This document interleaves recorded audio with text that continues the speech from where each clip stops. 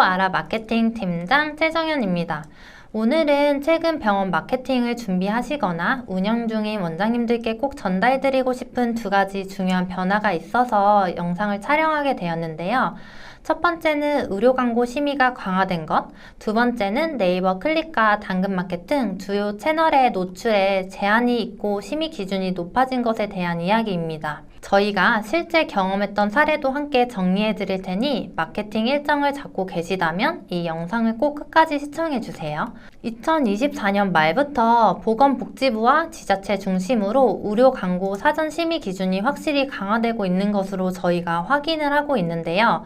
작년 블로그 신고 이슈 이후 네이버 블로그를 포함한 SNS 컨텐츠까지 모두 의료 광고 심의 대상에 포함된다는 공문이 내려옴과 동시에 경쟁병원 간의 신고 건수도 실제로 눈에 띄게 많아지고 있는 것 같습니다. 저희도 마케팅을 진행하면서 특정 지역에서는 과도하게 신고가 들어오게 되면서 하루에 보건소 담당 주무관과 여러 번 통화해야 하는 상황까지 경험을 했는데요. 그만큼 보건소와 협회 모두 업무 과부하가 심각해진 상태인 것 같습니다.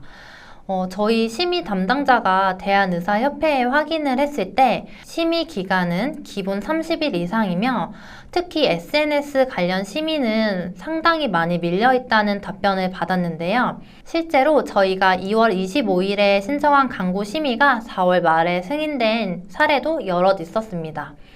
현재 심의 흐름은 네이버 플레이스 운영에도 영향을 미치고 있는 것으로 보이는데요.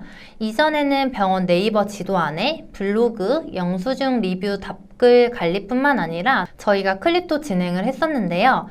클립의 경우 병원을 검색했을 때 원장님의 진료 스타일, 원장님의 이미지, 병원 내부 분위기까지 영상으로 바로 보여줄 수 있었기 때문에 효과가 상당히 좋았었어요. 그런데 5월 15일부로 병원 업종의 네이버 클립 노출이 전면 중단이 되었고 5월 20일에는 공식적으로 병원 업종만 클립을 노출시키지 않겠다는 공지가 올라왔습니다.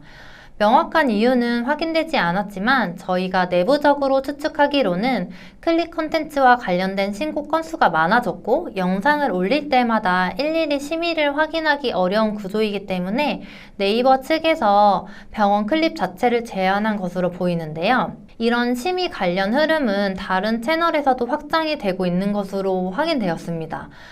대표적으로 당근마켓 광고가 그런데요.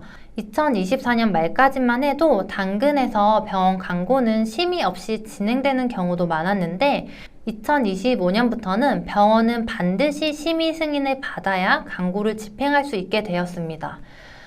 즉 원장님이 지금 플레이스 광고, 파워링크, 당근마켓 광고 등 심의가 필요한 광고를 계획 중이시라면 최소 2개월 전에는 심의 신청을 먼저 해주시는 게 좋을 것 같아요.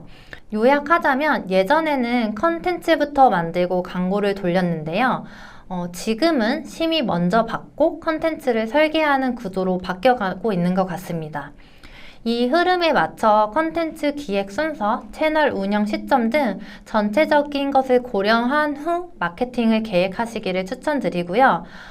요즘 저는 원장님들과 미팅을 하면서 이제는 병원 이름보다 원장님 이름이 먼저 기억되는 시대가 오고 있다고 꼭 말씀을 드리고 있는데요. 공간 중심이었던 병원 마케팅에서 이제는 사람 중심, 누가 진료하느냐가 더 중요한 기준이 되고 있는 것 같습니다.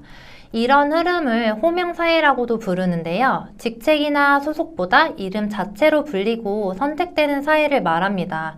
지금까지는 병원 이름이 먼저였다면 앞으로는 환자들이 오프닝 병원에 알아 원장님 계시잖아 이렇게 사람 이름으로 병원을 기억하고 검색하고 선택하는 시대가 점점 다가오는 것 같아요.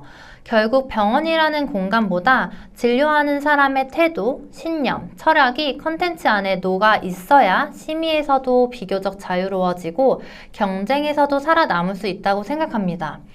오늘은 최근 병원 마케팅의 흐름과 원장님의 브랜딩이 왜 지금 더 중요한 전략이 되는지에 대해서 이야기를 해봤는데요.